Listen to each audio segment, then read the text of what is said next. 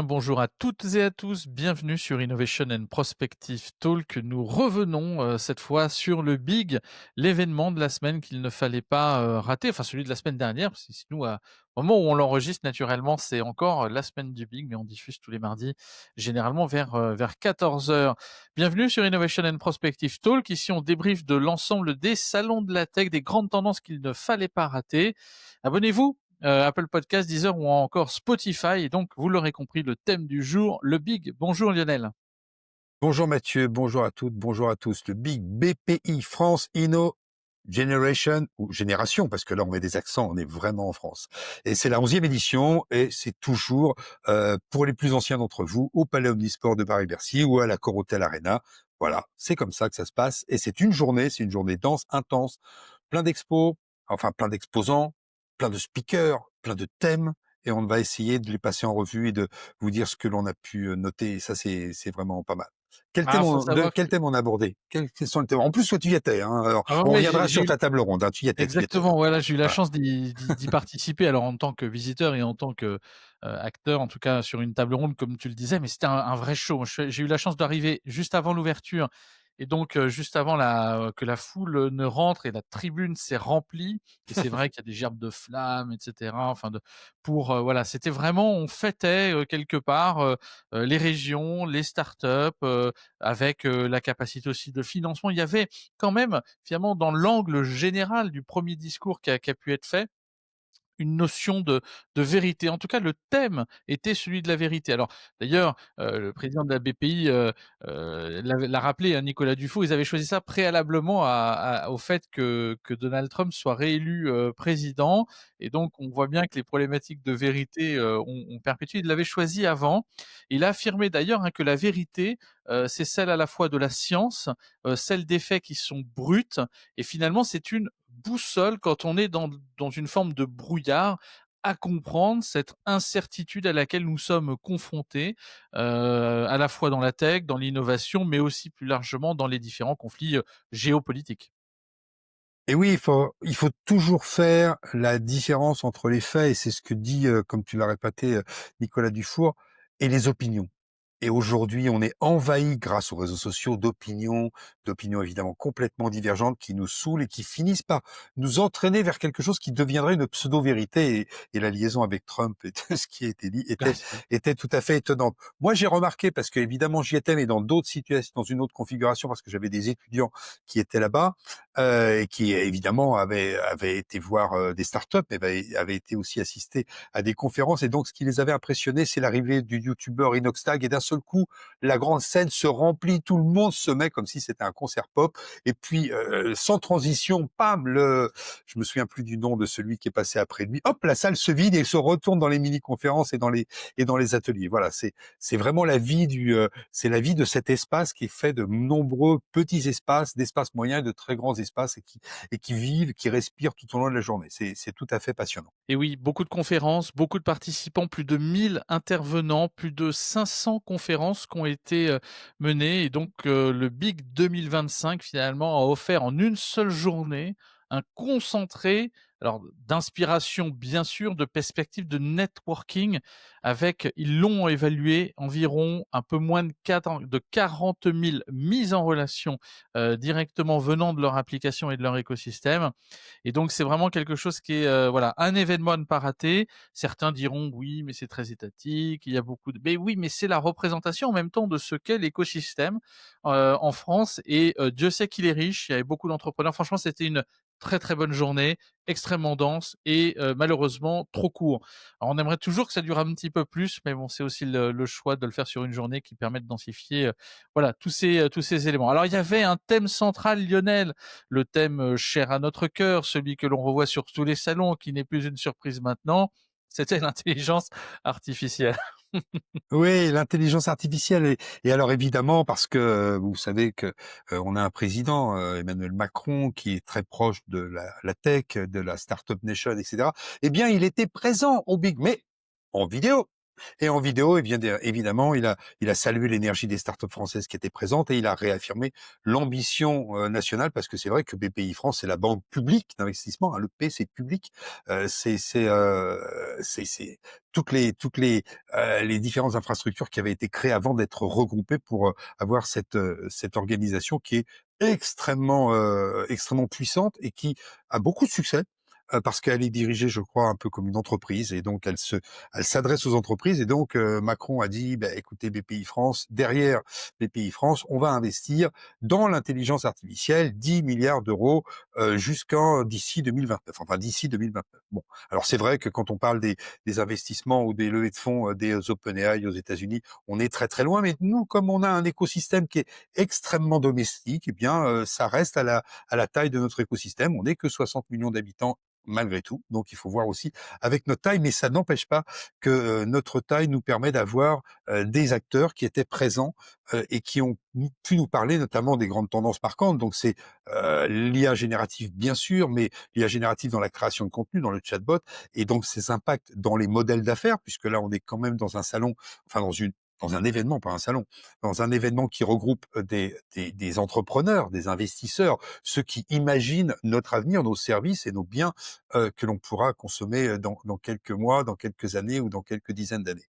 Donc l'IA comme un levier de la compétitivité des entreprises, ça a été soulevé, c'était très intéressant. Et puis dans les grands intervenants qu'on a pu voir et noter, parce que moi j'ai pris quelques notes, on avait Florent Douetto de Dataiku, qui évidemment illustre bien la success story d'une startup qui est devenue leader des plateformes d'IA pour l'entreprise, c'est-à-dire le produit qui va être sous-jacent pour aller booster une entreprise. Alors c'est pas un hyperscaler, mais c'est un scaler déjà, hein, voilà. On avait aussi la directrice du cluster La Prairie. Alors La Prairie, j'avais pris les notes. Hein. C'est Paris Artificial Intelligence Research Institute. Comme ça, j'avais pris des Mais notes. Donc vous quand m'avez on vu, prend j'ai pas lu mes ses notes. notes correctement, Lionel, il faut assumer, il faut assumer. Et donc, elle était là pour apporter justement un éclairage sur toute la recherche en intelligence artificielle et la collaboration publique-privée, parce qu'encore une fois, en France, le public est puissant et le privé également, donc ces collaborations sont pertinentes. Et puis, bien sûr, on avait nos champions de Mistral AI qui étaient représentés, de DOS qui étaient représentés, et tout ce mouvement qui nous apporte la transformation numérique chère à tes conférences et à tes activités au quotidien, Mathieu, par l'intelligence artificielle. C'est vraiment en marche, c'est vraiment quelque chose qui augmente, qui croît, puisque le chiffre a été donné, les PME françaises utilisent l'intelligence artificielle et cette utilisation est passée en 2023 de 15% des PME françaises à 31% en 2024. 2025 n'est pas terminé. Si on est sur cette croissance, on peut imaginer qu'à la fin de cette année, plus de 50% des PME utiliseront l'intelligence artificielle pour intégrer le quotidien de l'entreprise et donc certains services comme service marketing, etc. Mais c'est pas notre job aujourd'hui d'aller décrypter ces usages. Par contre, on a parlé de transition écologique aussi, parce que l'innovation, oui, mais la durabilité aussi.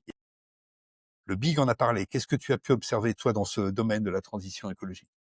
Eh beh, beaucoup de choses. En fait, c'était un peu central. Alors ça a surtout reflété le sentiment d'urgence climatique et des opportunités que l'on pouvait avoir à travailler sur le développement durable. Beaucoup d'entreprises, notamment, se sont, positionnées sur cette, thématique, tout en y associant le fait d'assumer, de faire du business et de proposer des solutions autour de la transition. Alors il y a eu beaucoup de conférences, hein, sur ce sujet, qui ont été présentées. On a parlé de mobilité durable, d'énergie propre, d'économie circulaire, de décarbonation de l'industrie, qui était quand même un fil conducteur à beaucoup de prises de parole, et notamment, BPI France, qui est quand même qualifiée de banque de climat du climat aujourd'hui, c'est-à-dire au service aussi de la planète, a finalement profité de l'événement pour faire aussi un point d'étape sur l'ensemble des actions et rendre compte des près de 7 milliards d'euros qui ont été déployés en 2024 autour de cette thématique pour accompagner cette transition et soutenir les efforts de plus de 4 300 entreprises environ. Moi, j'essaie de prendre des notes également. Donc, naturellement, c'est un effort financier qui est important, alors qui s'est caractérisé de plein de manières. les prêts verts, les fonds d'investissement accompagnés, via notamment l'initiative Coq Vert et puis, l'idée, c'est d'atteindre finalement l'objectif qui était d'avoir 20 000 entreprises «en transition» entre guillemets d'ici 2028. Ils sont pour l'instant les starting blocks et là, il y avait plusieurs thématiques ou sous, thématiques qui se dégageaient. La première, c'est un vrai pilier, décarbonation et énergie. Donc là, c'est notamment les interventions qu'ont pu faire le président du MEDEF, Patrick Martin, qui a notamment insisté sur que toutes les PME devaient s'approprier les outils de cette efficacité énergétique et du bilan carbone. C'est aussi tous les virages verts dont a pu parler Christelle Boris Desramet, qui a abordé les problématiques de sécurisation responsable des métaux critiques pour les batteries, qui était quand même un sujet de fond. On ne parle pas de mobilité durable pour la mobilité à proprement parler, on en parle sous cet angle, notamment de l'énergie décarbonée. Et puis OP Mobility, Plasticonium était présent. Alors on les voit au CES, on les voit à Vivatech, on les voit au Big, et notamment pour illustrer comment la filière automobile cette fois investit. Alors ils ont parlé notamment de l'hydrogène, mais aussi des véhicules électriques pour avoir cette mobilité plus propre. Et puis je pourrais aussi te parler de toutes les startups green tech qui étaient présentes. Et là, on a énormément de sujets. Tiamat, qui était présent, qui va développer des batteries sodium-ion sans lithium, hein. On en avait déjà parlé, je crois, dans un débrief. Les sujets de Plastic Odyssey, notamment, qui sont portés par Simon Bernard et qui là sont intéressants aujourd'hui, puisque c'est ce navire que l'on connaît, c'est le navire laboratoire qui fait le tour du monde pour recycler les déchets plastiques en carburant et qui incarne finalement une nouvelle manière d'innover avec un impact environnemental et sociétal différent. Voilà. Et donc il y avait aussi Seafoodia, donc Pure Océan, voilà tous ces sujets qui étaient présents au CES. Lapsus révélateur.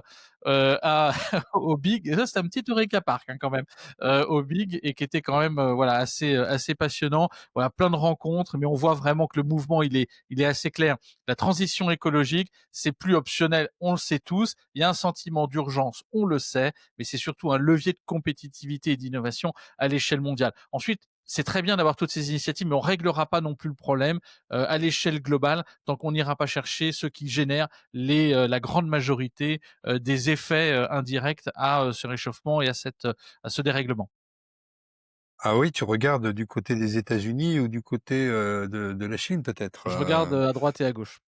Voilà, à droite, à Du gauche. planisphère, ancienne génération. On va dire ça Non, c'est comme vrai ça. qu'on est petit, hein, on est petit, même si Mmh. nous on fait beaucoup d'efforts et que parfois on a aussi des efforts qui sont entachés de notre consommation personnelle qui est issue justement, de pays qui sont, d'Extrême-Orient et donc forcément, avec des impacts carbone, même si eux aussi travaillent beaucoup, hein, sur, Totalement, la bien sûr. Ah décarbonation, bah, hein. Ils effectivement, sont pas notamment fous, ils sur le la savent, hein, ils désalinisation, exactement, l'eau, tous ces sujets, bien sûr. Il a été exactement. question de deep tech également, d'industrie ou plutôt de réindustrialisation. Autre sujet fort, Lionel, de cette édition du Big. Bien sûr, parce qu'encore une fois, on est là au cœur de l'innovation qui touche les entreprises et ces entreprises, bah, l'industrie 4.0, cette deep tech, toutes ces technologies profondes qui vont pouvoir demain fabriquer notre industrie du futur ou nos outils du futur, eh bien, c'était le sujet. Et on peut pas parler deep tech et sans oublier la réindustrialisation parce que c'est au cœur de la réindustrialisation. On va pas réindustrialiser avec des usines d'avant. On va réindustrialiser avec des usines de demain. Et donc, les usines de demain, elles s'appuient sur des nouvelles technologies avec des technologies profondes. Deep tech, hein, traduction mal à propos, mais bon. Donc il y avait quand même pas mal de conférences là-dessus, justement sur comment la réindustrialisation, c'était un véritable enjeu d'avenir, avec des objectifs très clairs hein, fixés par le gouvernement, avec 100 nouvelles usines par an en France. Et ça, c'est l'idée du plan issu de France 2030. Ça a été réintroduit et réévoqué avec un plan start-up, un plan PME industriel. Alors, les innovations de rupture, ben, on a parlé dans un secteur, que tu connais bien puisque ils exposaient, je crois, sur ton stand à Vivatech, notamment Pasquale, le quantum computing. Le quantum computing avec des sociétés comme Alice et Bob et Candela, qui sont les champions du quantique et qui sont soutenus évidemment par BPI France, qui sont en train de franchir un certain nombre de paliers important. L'exploration, spatiale également avait tenu une place, également symbolique dans l'édition. Donc c'était assez intéressant. On a pu aussi parler de biotechnologie. Alors biotechnologie avec la présence des scientifiques entrepreneurs comme, Nicolas Manel, qui est chercheur à l'INSERM et cofondateur de Stimunity. Et puis on a, continué à parler de souveraineté économique. Alors souveraineté économique, notamment avec les interventions, d'Olivier, Sichel de la Caisse des dépôts, parce que encore une fois, la réindustrialisation, c'est aussi des besoins en capitaux, en fonds, et donc il faut, développer de la souveraineté économique. Il faut avoir une souveraineté totale dans notamment des maîtrises des technologies stratégiques et des deep tech stratégiques, l'IA, le quantique, le spatial, le nucléaire, la cybersécurité. Voilà des sujets qui ont été évoqués pour pouvoir formater l'usine de demain, parce que la réindustrialisation, c'est l'usine de demain, c'est pas les anciennes filatures du Nord qui vont arriver de nouveau en France. Elles sont restées, elles resteront à l'extérieur. Elles sont parties pour longtemps et à jamais, pour beaucoup. On a vu, les interventions de dirigeants importants comme, le président de Naval Group ou, Jérôme Sullor-Descoings, qui ont partagé leur démarche pour la numérisation, l'automatisation et la décarbonation de leurs processus industriels. Donc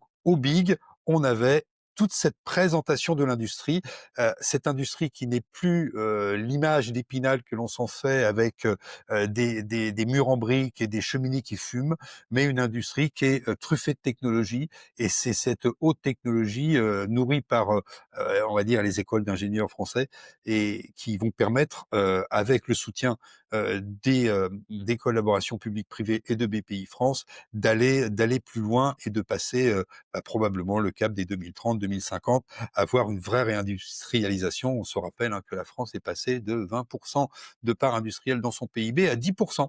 Donc, on est quand même, loin de nos camarades allemands qui sont, eux, restés à 20%, et je crois nos camarades italiens qui sont plutôt autour de 17-18. Donc on est un peu à la traîne. Mais on parlait aussi autre chose, hein, au Big, et quelque chose que tu adores parce que à chaque Ça me fois qu'on en retombe parle, dessus encore. heu, de la santé et de tout ce qui est autour de l'innovation médicale. Oui, alors d'ailleurs, ils étaient réunis autour des communautés des acteurs, de filières, hein, qui sont portés par la BPI, qui s'appelle donc French Care. Alors il y a plusieurs French trucs, hein, donc là, il y a French Care, et sur le sujet, c'était notamment les innovations, médicales, avec, des piliers intéressants. Celui autour de la biotech et de la medtech. Donc là, notamment, alors il y avait, Stimunity qui est spécialisé notamment dans les, biotechnologies, qui développent des vaccins en immunothérapie anti-cancer. Donc là, ce qui est très intéressant, c'est qu'il y avait à la fois les tueurs lents qui étaient abordés, le suivi des pathologies classiques, alors je dirais diabète, apnée du sommeil, tous ces hypertensions, etc. Mais là, il y avait quand même des deep tech assez profondes, sur deep tech assez profondes. C'est intéressant ça comme terminologie. Et donc, on va, et qui effectivement travaillent sur ces sujets de nouvelles capacités à soigner des pathologies lourdes. Et c'est vrai que le cancer a beaucoup été, présent, en tout cas dans les réflexions ou dans quelques échanges qu'on a pu avoir autour, de la santé. On l'a cité plus haut, mais dans la santé, on ne peut pas faire sans les données. Et c'est là que Dataiku notamment a présenté, des exemples assez intéressants d'analyse de données cliniques, notamment pour mieux optimiser l'actionnabilité de la donnée dans le parcours de soins ou dans l'identification des différentes, pathologies.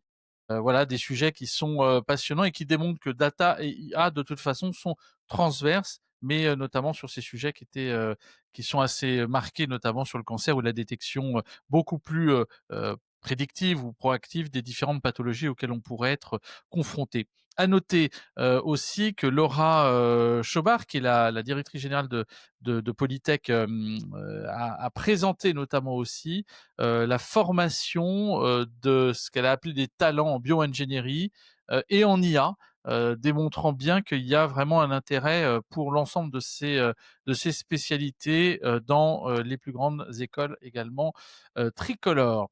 Voilà, et puis les tendances assez classiques qu'on va retrouver, hein, c'est, innover face au vieillissement de la population, mieux vivre plus longtemps, mieux chez soi, mieux piloter sa santé au quotidien et sa performance sportive, ou le fait d'avoir un rythme de vie qui soit peut-être plus sain, tout ça grâce à la donnée. Voilà, c'est, globalement l'accent sur la prévention, la santé environnementale, donc dans son ensemble, hein, c'est-à-dire l'impact du changement climatique sur la santé, tous ces sujets qui sont chers finalement finalement, aux, différents, et communautés métiers, de la BPI. La santé était donc partout, à tous les niveaux et c'est là qu'on voit que globalement, dans la santé, naturellement, il y a beaucoup de choses qui reviennent autour de la cité, comment est-ce que la population la soigne mieux, comment elle vit mieux aussi en ville et tous ces sujets qui ont été abordés sous un autre topic, mobilité du futur et smart city. J'aime pas ce mot-là, parce que je le trouve un peu vieillot, mais ça a parlé quand même une ville du futur, globalement. Oui, la ville du futur, la ville intelligente, la ville connectée avec des véhicules autonomes, plus ou moins autonomes du futur. Alors moi, j'ai abordé cette partie parce que c'était une des thématiques, hein. On en dresse quelques-unes, mais il y en avait encore d'autres, que l'on aura forcément oubliées et ceux qui étaient dessus, nous en excuserons. La mobilité, je trouve que c'est un marronnier incroyable, et que, les solutions, sont pas des solutions évidentes. Donc forcément, la mobilité durable, les transports du futur, ça a figuré comme étant une tendance à explorer du big. Mais oui, mais ça fait des années qu'on explore et on sait très bien que la mobilité, c'est la liberté et que cette liberté que chaque humain a adoptée, il veut pas la lâcher. Il a pris des habitudes et que ça sera toujours très difficile. On le voit comment la mairie de Paris, que l'on l'aime ou qu'on l'aime pas, essaye de faire changer les habitudes à coups de contraintes, de restrictions des voies de circulation, etc. Et à chaque fois, vous avez des gens qui continuent à utiliser les outils donc de leur mobilité habituelle.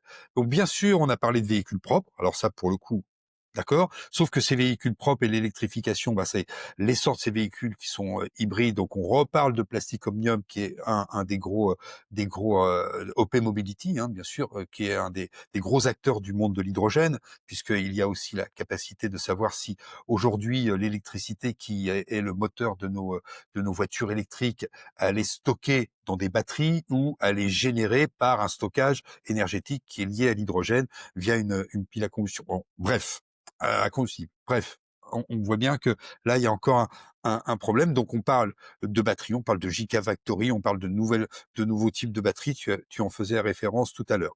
Mais aussi on parle, et là c'est là où on arrive sur le marronnier, on parle de la mobilité urbaine, d'où le lien avec la Smart City et les nouvelles offres. Alors on parle de Inetom qui vient et qui évoque une solution numérique pour essayer de fluidifier les déplacements urbains. Alors moi je dis bien essayer de fluidifier, parce qu'encore une fois, la réticence de l'utilisateur est très importante. Moi, je covoiture de temps en temps, parce que je prends aussi ma voiture le matin. Merci, elle est électrique. Mais malgré tout, changer les modes de déplacement et les fluidifier, c'est compliqué. Il y avait aussi la présence d'hôteliers, comme les hôtels Oco via son DG, qui apporte un témoignage sur l'évolution du tourisme et comment le tourisme voit autrement sa mobilité dans la ville, comment il voit autrement ses voyages, comment il se déplace, comment on peut partager des mobilités. Alors on nous reparle de trottinettes nouvelle génération, on nous reparle de vélos cargo. Alors ça, pour tous ceux qui circulent dans Paris, parce que BPI, bah, c'est la France, mais le big, il est à Paris, donc on voit bien qu'on a des acteurs locaux qui sont présents. Bon, bah, c'est bien les vélos cargo, mais on voit qu'on commence à avoir des embouteillages de vélos, parce que les vélos sont de plus en plus massifs. Bientôt, ils auront 4 Confirme. roues et on appellera ça des voitures. Donc, Mais on n'en est pas très mais loin, on n'en est pas très loin on n'en est pas très loin. Quand on voit et certains en plus ils sont dispositifs électriques, ils cargo, roulent à 30 km/h. ouais, ouais, puis ils ont 3 enfants derrière, enfin bon, c'est génial. Et 5 sacs devant. Non, mais Ouais, ouais. l'avantage, c'est que si Uber Eats vient à fermer, ah bah, ils sont tous prêts, hein. On les a tous à Ah oui, ils domicile, sont hein. tous prêts. Mais moi, j'en ai Il y même aura vu plein avec de des petites livreurs. boules d'attelage, hein, avec des petites boules d'attelage pour mettre une remorque. On n'est pas loin, hein. Ou alors, j'ai vu une innovation, je sais plus dans quel salon, c'était la caravane pour vélo. Donc c'est la caravane très étroite et quand on s'arrête, elle se déplie. Et comme ça, on peut dormir dedans. Mais c'est elle est derrière un Mmh. vélo et elle fait la largeur d'un vélo, un peu plus large qu'un vélo. Ouais, voilà. Bref. Donc une tendance générale à l'innovation dans un écosystème des transports qui doit être plus vert, qui se veut plus intelligent, avec une mobilité qui sera peut-être plus connectée, plus partagée, avec moins d'émissions. Mais voilà, j'ai toujours l'impression que c'est un peu le marronnier, parce qu'on voit bien les freins qu'on a à l'utilisation, hein. Toi, tu as un véhicule, je crois, qui est hybride, qui est rechargeable. Moi, j'ai un véhicule électrique, entre autres. Et on voit bien que c'est pas la solution miracle et on sait que cette liberté, quand elle commence à être contrainte par des solutions qui ne sont pas aussi, polyvalentes que les solutions précédentes, bien qu'elles soient plus faibles en émissions au quotidien, pas forcément, à la construction et au recyclage, eh bien, ça donne parfois des solutions qui sont un peu bancales. On verra. En tout cas, bah, c'était intéressant d'en parler. Mais ce qui était plus étonnant et moi j'aimerais te relancer là-dessus parce que tu en as fait la remarque, c'était de voir aussi comment on a parlé des industries culturelles, des industries de la création, des industries, qui sont chères à notre société quand même, qui est une société de la culture, la société française. Totalement, c'est un pi alors c'est quelque part, c'était un mini, après-midi au South by Southwest made in Le Big. Donc avec, cette dimension culturelle, assez forte et notamment ces industries, hein, à travers le monde et il y a eu beaucoup d'interventions, notamment sur ce rapprochement, de médias, de divertissement, de culture française à l'ère des plateformes et notamment des plateformes de streaming, comme TikTok, Twitch, ou autres et la production télévisuelle venue d'ailleurs sur la big scène, hein, donc là, c'était vraiment le et qui ont illustré comment un créateur de contenu et un influenceur peuvent modifier sensiblement une forme d'économie actuelle relativement standardisée et en fait, ils apportent un regard neuf sur l'entrepreneuriat et la façon aussi d'entreprendre différemment. Donc ça a été assez intéressant de voir ce rapprochement culturel, cette ouverture vers de nouvelles capacités de production et d'industrialisation aussi d'un nouvel écosystème métier, quelque chose qui était assez intéressant. Plusieurs piliers, bien sûr, on a parlé de mode, de luxe made in France avec, la CEO de Jacquemus, Sarah, Benadi, qui était présente, qui a partagé, notamment, comment sa maison de mode, née, d'un créateur influent sur Instagram, a pu bâtir une marque à dimension internationale en disruptant tous les codes du luxe qu'on avait pu, préalablement connaître. Et donc Lionel, il a naturellement été question, big oblige, de BPI. Qui dit BPI dit financement, de la manière dont cet écosystème, l'innovation, tricolore, se finance et évolue. Et oui, parce que le financement, c'est en filigrane de tous ces thèmes. C'est BIC, c'est BPI. BPI, c'est le financement derrière les entrepreneurs, derrière les nouveaux entrepreneurs. Je vais pas forcément parler des 40 000 participants que tu évoquais tout à l'heure, qui ont été cités et qui sont venus là pour aussi créer des collaborations, créer des ponts et créer justement de la dynamique autour de la collaboration et du financement de leurs innovations. Je voudrais te relancer, tu vois? Tu m'as relancé, mais en fait, je renvoie en passing shot tout de suite la balle, sur la table ronde à laquelle tu as participé parce qu'on est au cœur de ce système. Cette table ronde, son thème, c'était start-up, grand groupe. Quelle est la relation de confiance que l'on peut établir et quelle est la relation durable que l'on peut établir? Parce qu'évidemment, les start-up, sont là pour innover, elles sont là pour mettre leurs cellules grises dans la balance et puis les grands groupes peuvent apparaître aussi comme des requins qui viennent comme des vautours peut-être autrement, qui viennent prendre leur poids, les intégrer et puis finalement plutôt tuer l'innovation initiale pour l'intégrer. Donc est-ce qu'il y a des relations de confiance? C'est la vérité. Est-ce que c'était la vérité vraie qui était sur cette table ronde? Raconte-nous un peu ce qui s'y est passé entre les Alors il y a plusieurs relations. questions. Il y a des questions quand tu me poses la question, donc je vais déjà alors souvent cette image, d'ailleurs quand je pense qu'en tant que je reprends. En tant que start-up, si j'aurais plus à me méfier potentiellement d'une start-up qui a réussi sur un créneau similaire et qui pourrait m'absorber, que d'un grand groupe qui pourrait me mettre «le grappin dessus» entre guillemets. Il y a 2 types de grands groupes qu'il faut distinguer ou plutôt 2 typologies de start-up ou de moments dans la start-up qui va avoir une relation avec un grand groupe. Le premier, c'est, une start-up qui aurait potentiellement une offre de service intéressante.